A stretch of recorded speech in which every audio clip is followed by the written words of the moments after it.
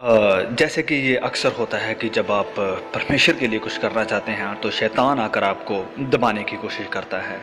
मैं भी अचानक से सोचने लगा कि मुझे इस फ़िल्म के लिए हाँ नहीं करनी चाहिए थी और मैंने तो इतने गलत काम किए हैं, जब लोगों को पता चलेगा तो ये सही नहीं होगा और मुझे इस फ़िल्म के लिए ना कर देनी चाहिए, मैं इस मूवी के लायक नहीं हूँ।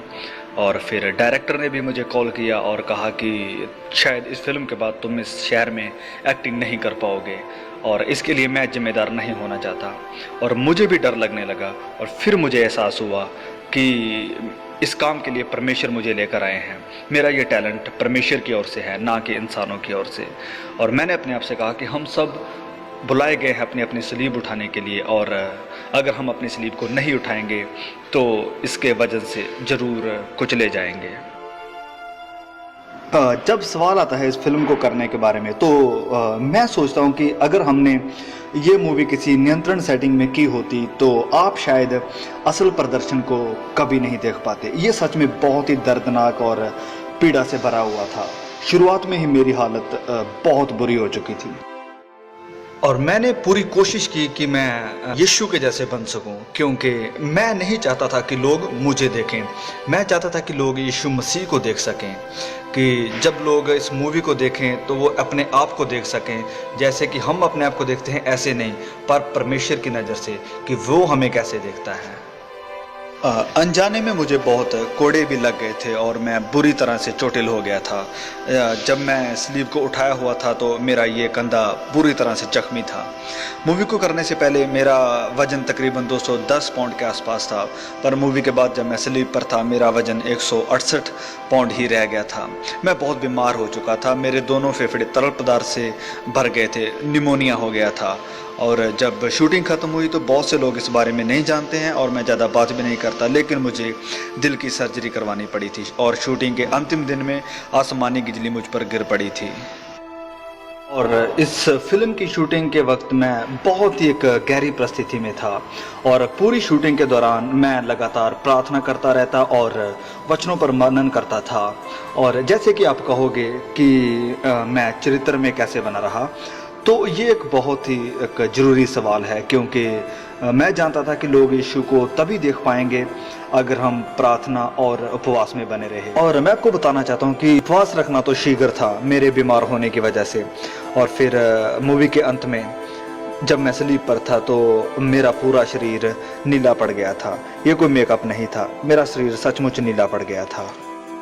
स्लीप के ऊपर मेरा ये का बहुत ही बुरी हालत में था और वो दर्द मेरे सहन शक्ति से बिल्कुल बाहर थी और मैं इतना बीमार था कि अगर ये कंधा निकल भी जाता तो मुझे कुछ भी महसूस नहीं होता।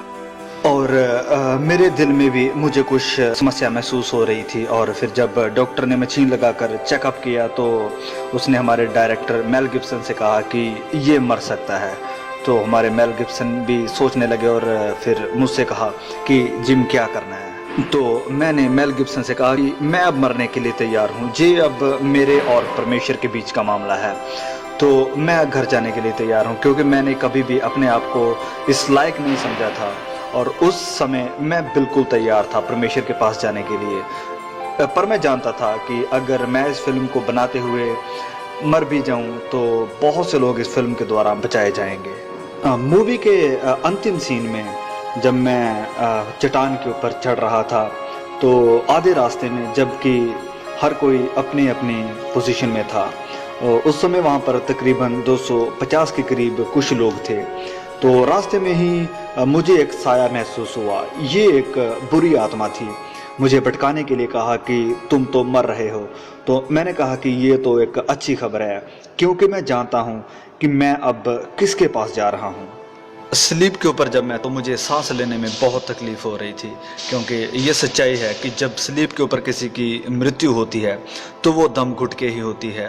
और शारीरिक तौर पर मैं भी इसी तकलीफ़ से जूझ रहा था। शायद हमारा प्रभु चाहता था कि मैं भी उस दर्द को महसूस करूं जो उसने सहन किया था, पर परमेश्वर मुझे संभाल रहा था और मेरा हाथ पकड़े हुए था और वो शायद चाहता था कि तुम कहाँ तक मेरे साथ चल सकते हो। और मैंने कहा कि प्रभु, मेरा कतरा कतरा हाजिर है। अंत में मैं कहना चाहता हूं कि सप्ताह में सिर्फ एक बार प्रैक्टिस करके आप ओलंपिक एथलीट या फिर विश्व प्रसिद्ध चैंपियन नहीं बन सकते हैं। यीशु को अपने जीवन में आपको हर पल प्रतिदिन लेना है। यीशु ही आपकी सच्चाई है, वो आपकी जिंदगी है, वो आपके साथ हर पल रहना चाहता है, आपके जीवन का वो कोच है। जब आप गिरते हैं तो वो आपको हिम्मत देता है फिर से चलने की, वो आपको सहारा देता है, वो चाहता है कि आप उसके लिए और ज़्यादा, वो आपको उत्साहित करता है कि आप उपवास करें, लगातार प्रार्थना करें, सप्ताह में बस एक बार नहीं बल्कि प्रतिदिन। आप में से जितनों ने यीशु को ग्रहण किया है उसे आप दिल में बिठा कर रखें, क्योंकि जब कभी भी आप पाप करते हैं आप उसका इनकार करते हैं। पवित्र बनो जैसे कि आपका बुलाने वाला भी पवित्र है।